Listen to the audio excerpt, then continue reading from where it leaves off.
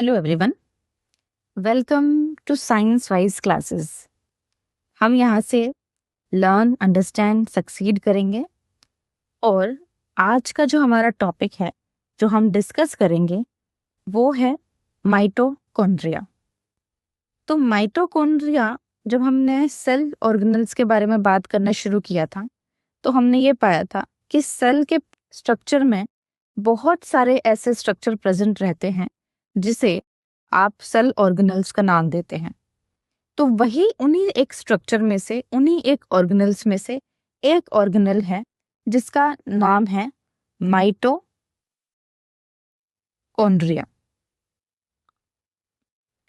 Mitochondria basically क्या करता है?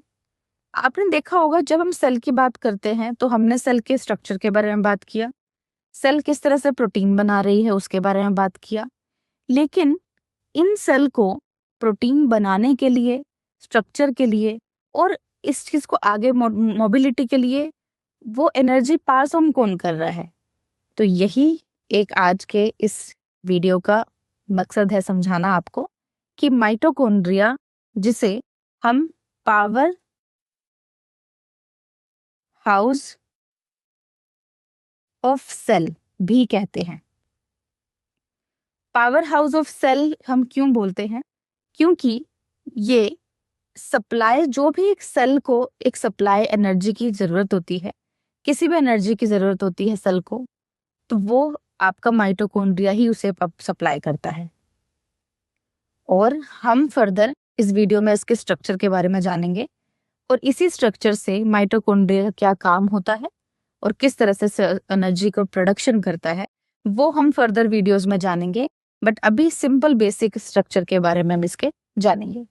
तो पहले हम इसके एक स्ट्रक्चर के बारे में बात करते हैं। जो मेन स्ट्रक्चर है, आपको यहाँ पर इस इमेज में आपको क्रॉस सेक्शन दिखाया गया है माइटोकॉन्ड्रिया का। क्रॉस सेक्शन आपको माइटोकॉन्ड्रिया का शो किया गया है।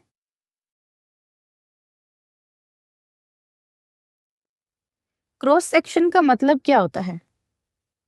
इसका मतलब ये होता है कि जैसे कि मान लीजिए कोई भी एक चीज है, जैसे मान लीजिए फॉर एग्जाम्पल आपका एप्पल है, तो एप्पल को अगर मैं बोलूंगी कि इसको क्रॉस सेक्शन में बेसिस पे आप काट कट कर दीजिए, दैट मीन्स मान लीजिए कि आपका ये एप्पल है, या फिर आप एक ऑरेंज की बात कर सकते हो। मान लीजिए मैंने आपको बोला कि इसको क्रॉस सेक्शन से काट दीजिए, मतलब कि इसको बीच से काट दीजिए। जब हम एप्पल को ऊपर से देख रहे हैं तो वो गोल है,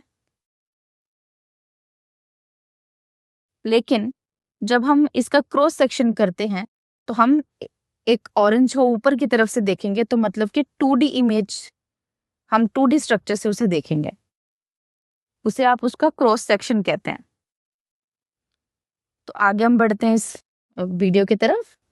देखिए, अब सबसे पहले हम बात करते हैं, ये जो स्ट्रक्चर है ये गुलाब जामुन नहीं है, ये दिख रहा है गुलाब जामुन जैसा बट है नहीं, लेकिन हम फिर भी समझते हैं उस तरह से याद रखने के लिए कि स्ट्रक्चर बिल्कुल एक गुलाब जामुन जैसा दिख रहा है, बट वो है नहीं।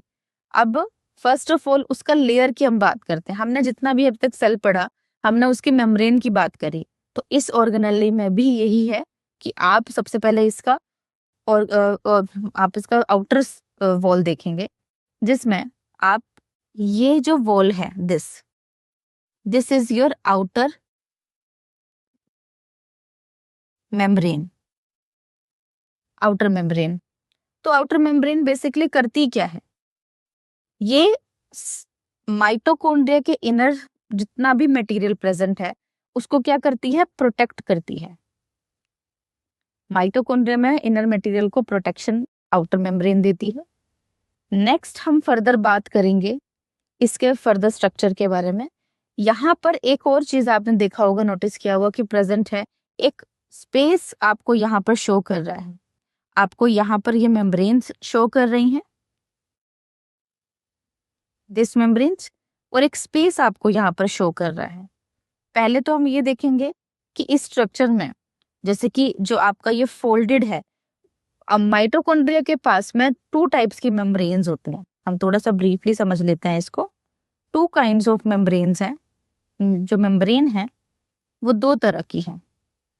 एक होती है आपकी आउटर और एक मेम्ब्रेन होती है आपकी इनर। तो आउटर तो हमने देख लिया कि this is your outer membrane. अब इनर मेम्ब्रेन की बात जब हम करते हैं तो ये जो फोल्डेड काइंड ऑफ स्ट्रक्चर है, दिस स्ट्रक्चर, ये आउटर जो है आपकी लाइनिंग, दिस आप फर्दर इससे समझ सकते हैं, जो ये आपका इस एरिया को जो आपको कवर अप कर रही है, दिस वन, यही है आपकी आपकी इनर मेम्ब्रेन।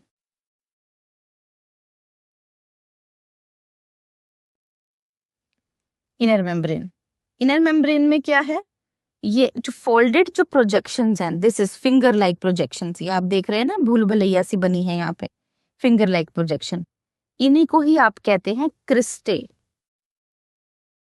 इनको आप कहते हैं क्रिस्टे। तो एक तरह से ये क्या होता है, एक फोल्ड फिंगर लाइक स्ट्रक्चर है, जैसे कि आपने देखा यहाँ पर भूल भुलैया जैसे स्ट्रक्चर है, तो इसे आप क्रिस्टे बोलेंगे। और इसका काम क्या है क्रिस्टे का, क्रिस्टे क्या करता है कि सरफेस एरिया इंक्रीज कर देता है, इट इंक्रीजेस सरफेस एरिया,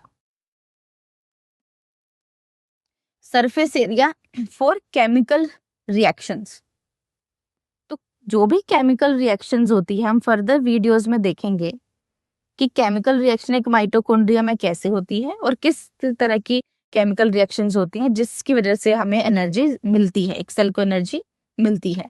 तो वही रिएक्शन को करवाने के लिए क्रिस्टे सरफेस एरिया इंक्रीज कर देता है, इसका बेसिकली ये काम है। और जो इनर मेम्ब्रेन है, जो क्रिस्टे की आउटर जो फोल्डिंग्स को मेंटेन करके रखती है, that is your inner membrane.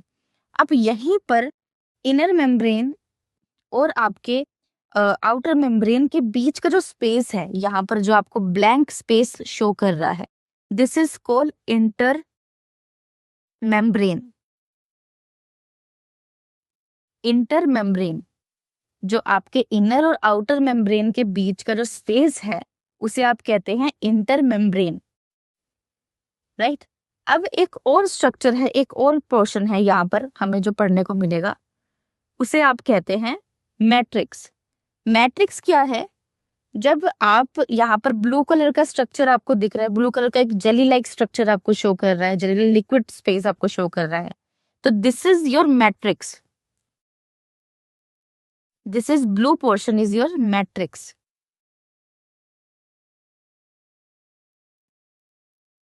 Matrix कर क्या रहा है यहाँ पे, मैट्रिक्स का काम क्या है, देखिए ये बहुत इंपॉर्टेंट फिनोमेना है इसका, माइटोकॉन्ड्रिया का। तो मैट्रिक्स जो स्पेस है विद इन इनर मेम्ब्रेन, तो ये तो हमारी इनर मेम्ब्रेन है, हमने पढ़ा दिस वन,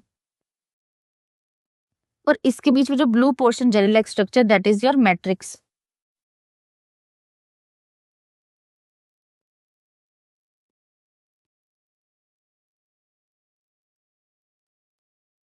राइट।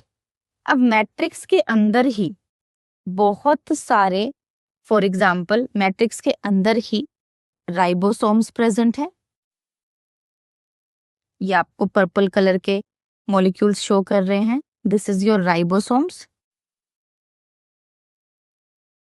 और यहीं पर ही आपके डीएनए भी प्रेजेंट है। मेन जो फीचर है, जो यूनिक फीचर है आपके माइटोकॉन्ड्रिया का, वो यही है कि इसके अंदर में आपके एक अपना खुद का डीएनए लेके घूमता है।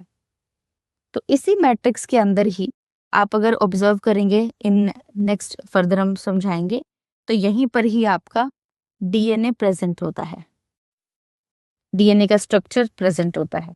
तो फर्दर आप यहाँ देखिए कि इस तरह से ये मैट्रिक्स के अंदर ही डीएनए आपका प्रेजेंट होता है। This is your DNA which is present in the matrix of the mitochondria. तो this is your overall structure of mitochondria. तो आगे हम फंक्शंस और एटीपी प्रोडक्शन और एनर्जी प्रोडक्शन के बारे में पढ़ेंगे, लेकिन आज के लिए हम सिर्फ एक स्ट्रक्चर के बारे में जानेंगे कि ओवरऑल स्ट्रक्चर माइटोकॉन्ड्रिया का क्या है। So thank you very much, मिलते हैं नेक्स्ट वीडियो में और मोर इन्फॉर्मेशन के साथ। Please like, share and subscribe my channel. Thank you.